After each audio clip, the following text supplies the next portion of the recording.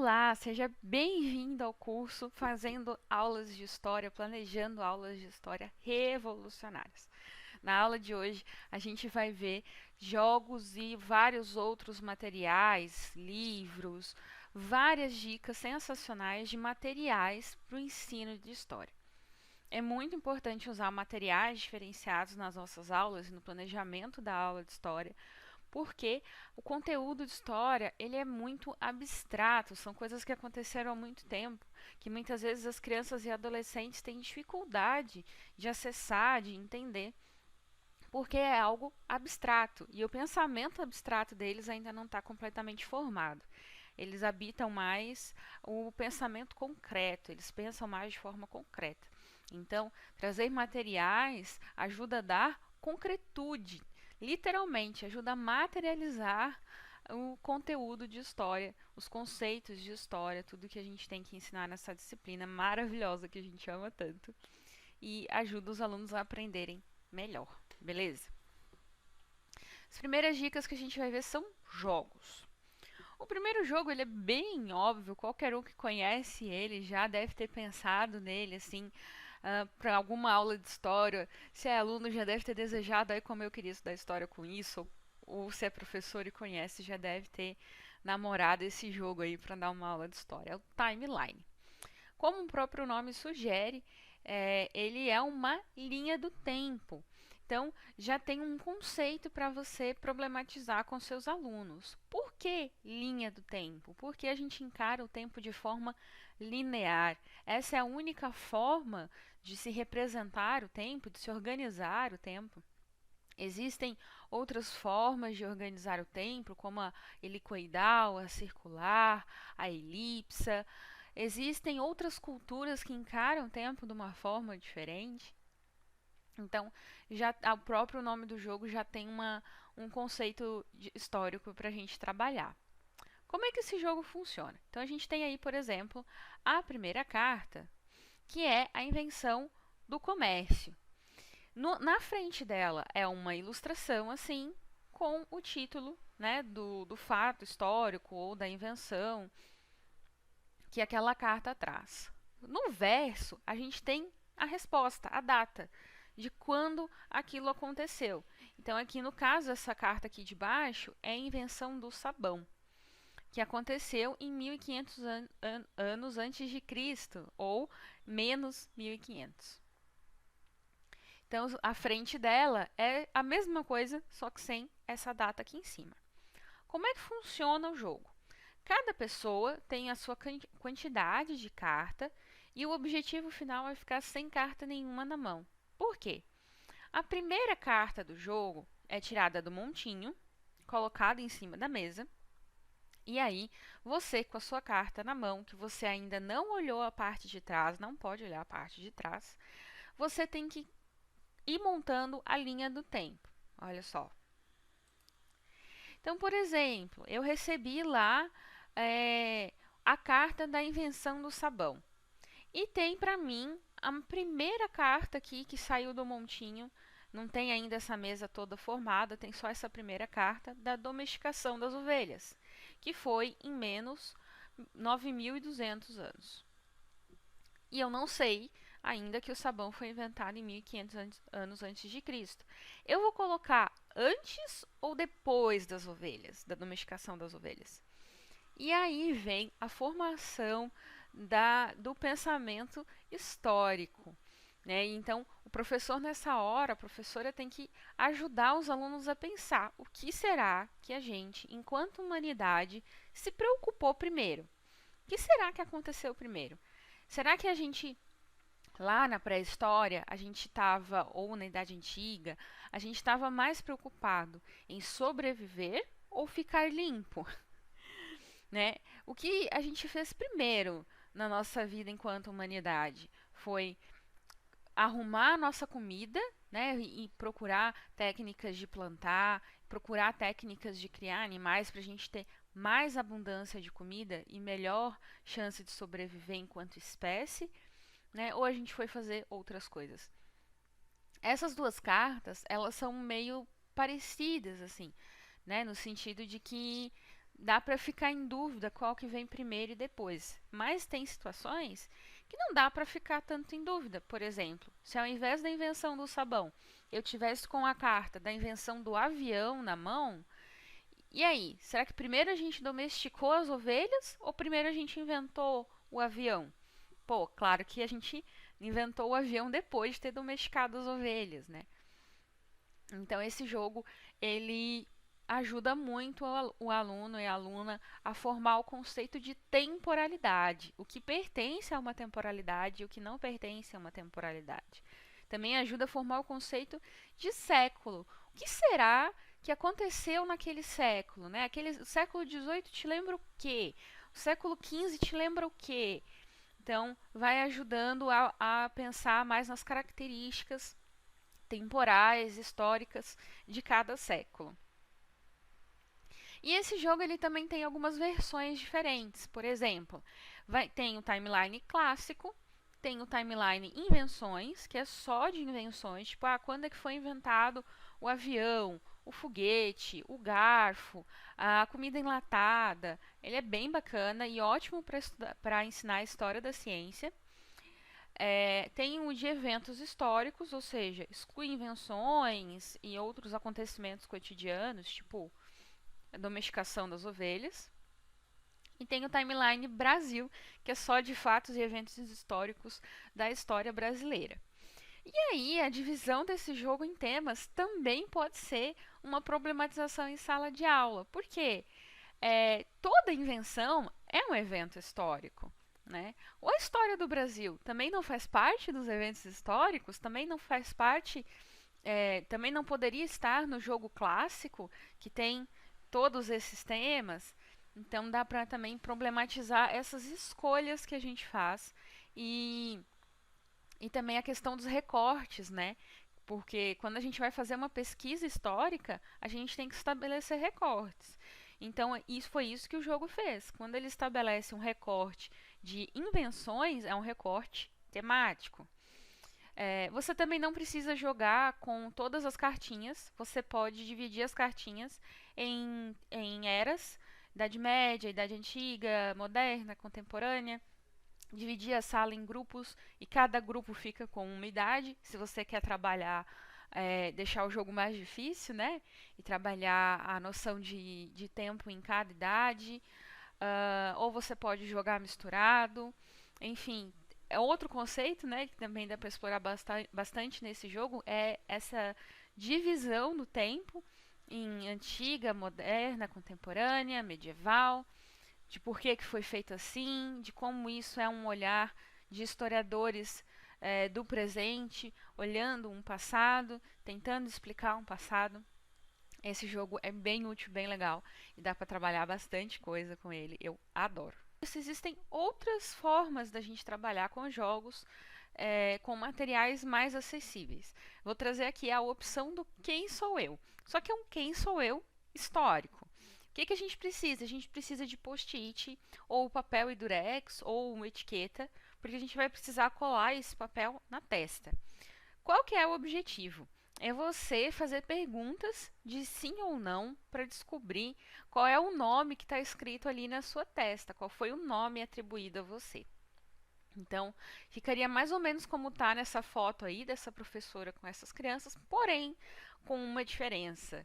Eu sugiro fortemente que você, professor, professora, entre na brincadeira. Não faça como essa professora da imagem. Tenha o seu post-it também e permita que um aluno coloque o seu post-it em você. Você pode fazer de várias formas. Se for, por exemplo, um jogo de primeira aula do ano letivo, um quebra-gelo, você pode deixar livre para os alunos escolherem qualquer personagem histórico, ou mesmo qualquer personagem de qualquer universo. Mas se você quiser nortear para o ensino de história, você coloca aí um personagem histórico. Ou, se por exemplo, você estiver dando uma aula de mitologia grega, que é complicado pra caramba, os alunos vivem se perdendo naquele monte de nome, quem casou com quem fez filho com quem, aquela bagunça toda. Você pode usar isso também para reforçar os nomes da mitologia grega.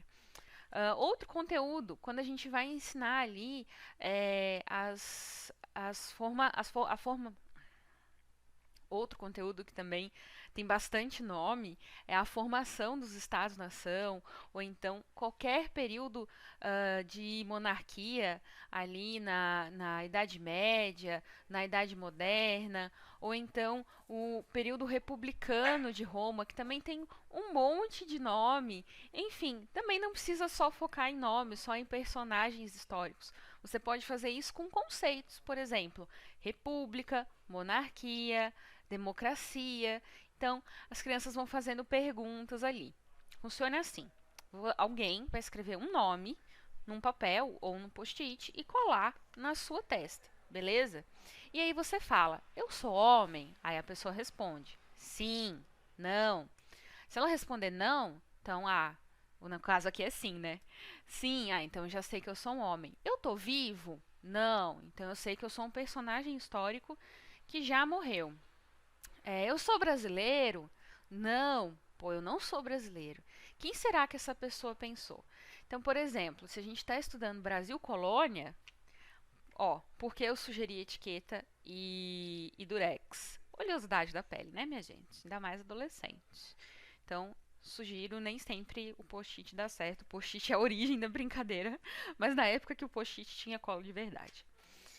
Enfim, se você está ensinando ali, por exemplo, no Brasil Colônia, você pode restringir aos personagens dessa época.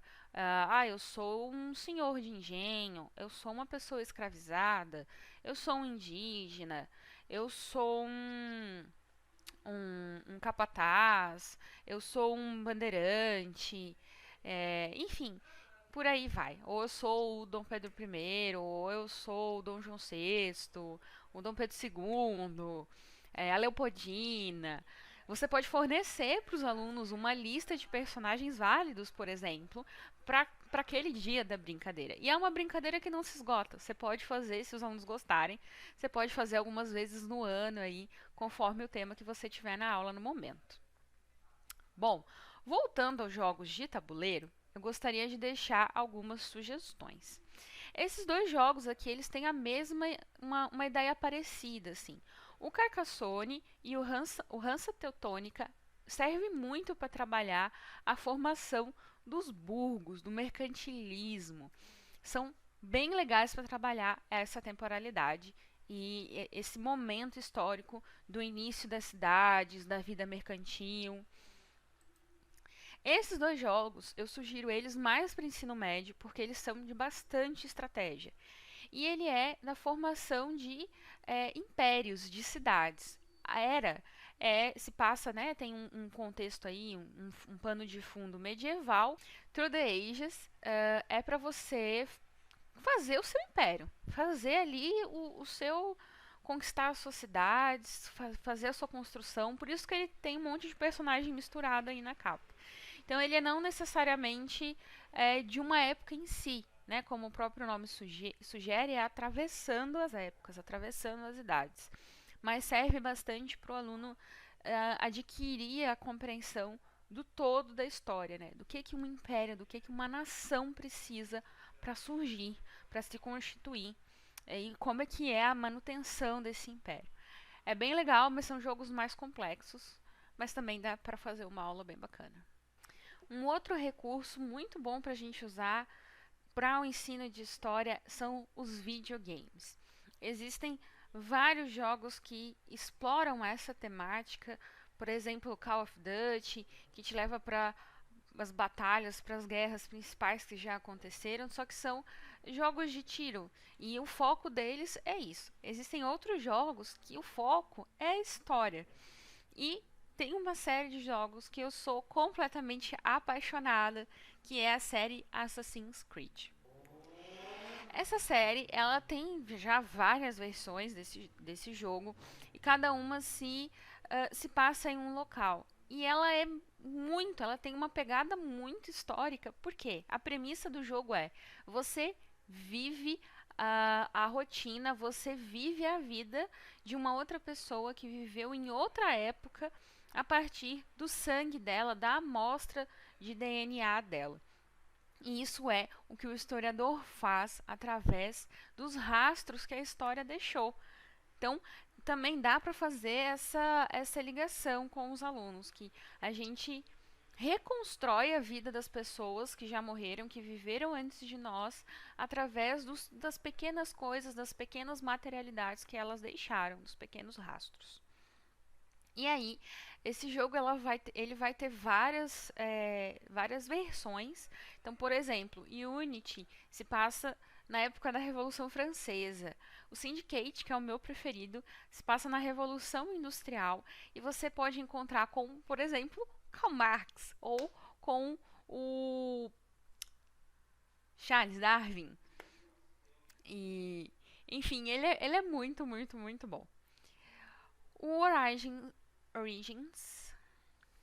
Origins se passa no Egito Antigo. Odyssey se passa na Guerra do Peloponeso e você é um espartano.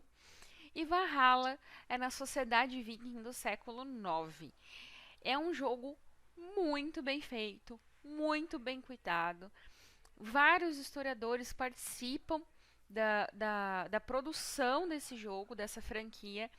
Tanto que, quando a Catedral de Notre Dame pegou fogo, os gráficos do Unity da Revolução Francesa foram usados na reconstrução da catedral, porque eles têm essa fidelidade, sim, gráfica, essa fidelidade imagética às cidades onde se passa essas coisas. Claro que a gente também vai trabalhar em sala de aula com os nossos alunos que essa fidelidade tem limite, que a gente não tem acesso a essa realidade passada.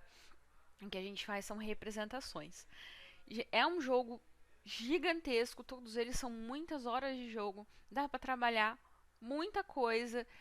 Eu sugiro que você escolha um tema, pegue o Assassin's Creed que coincide com o tema que você escolheu e trabalhe o quê? Os gameplays que tem no YouTube. Não estou falando para você falar para os seus alunos jogar esse jogo, até porque você não sabe do acesso que os alunos e as alunas têm a esse tipo de tecnologia, mas o YouTube já é um acesso mais democratizado, já é um acesso mais fácil para os alunos. E tem muito gameplay, ou seja, pessoas que jogaram o jogo, gravaram jogando o jogo, e ali você consegue pegar nuances. Eu vou colocar aqui um trechinho de um vídeo que eu fiz explicando alguns conteúdos de história a partir de um gameplay meu do Assassin's Creed Syndicate, para você ter uma ideia de como é.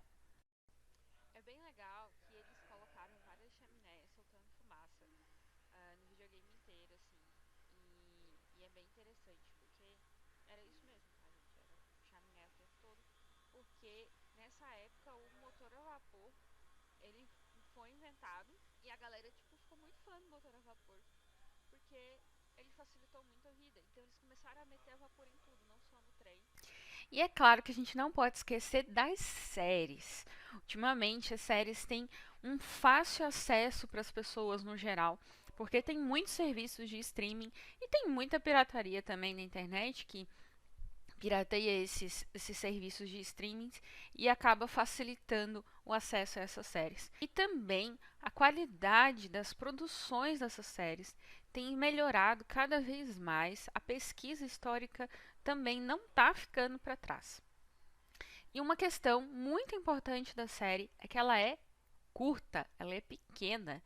E você também pode encurtar ela mais ainda, passando só alguns trechos de alguns episódios ou de um episódio só, que vai te ajudar aí na tua aula. Por que fazer isso? Porque a gente está numa época de consumo das crianças e dos adolescentes de muita rapidez, de muita velocidade. Os vídeos no TikTok, os reels no Instagram são de 15, 30, estourando 60 segundos.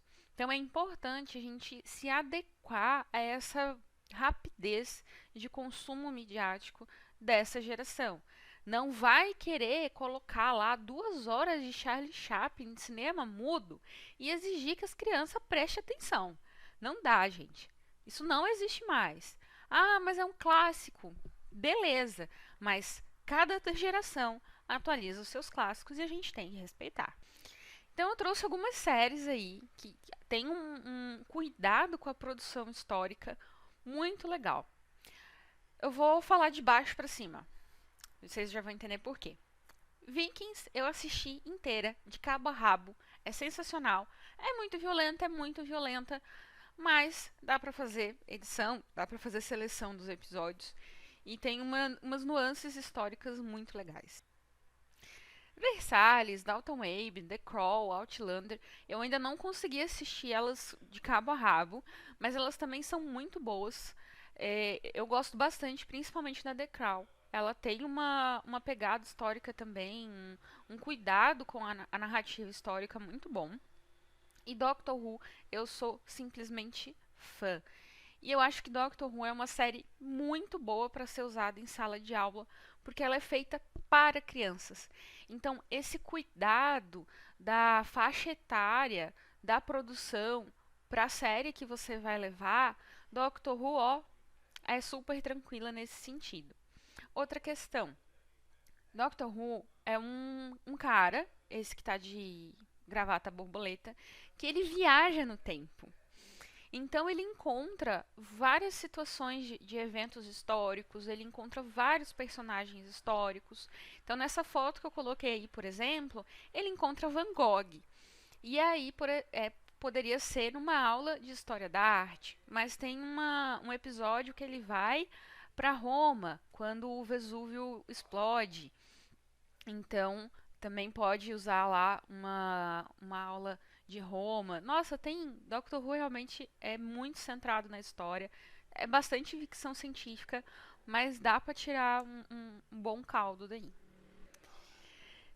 Enquanto história do Brasil é o assunto, eu recomendo fortemente que a gente use os desfiles de carnaval, as fantasias, os sambas enredos e, enfim, cada detalhe desse nosso patrimônio cultural.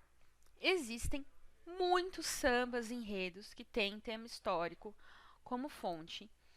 E o melhor é que os sambas enredos, eles seguem a historiografia da época que eles foram feitas. Então, por exemplo, nesse samba aqui, Liberdade, Liberdade, abre as asas sobre nós, da Imperatriz Leopoldinense, de 89, ele exalta muito a princesa Isabel. Ele tem uma característica de uma historiografia em que as pessoas que foram escravizadas não são exaltadas em sua luta. Então, isso discutir em sala de aula é assim lindo. Eu trouxe aí algumas sugestões, mas assim, é muito pouco perto da quantidade de samba enredo que dá para usar em sala de aula, tá? E eu queria ressaltar algumas coisas que a gente ganha quando trabalha samba enredo e desfile desses sambas enredos em sala de aula.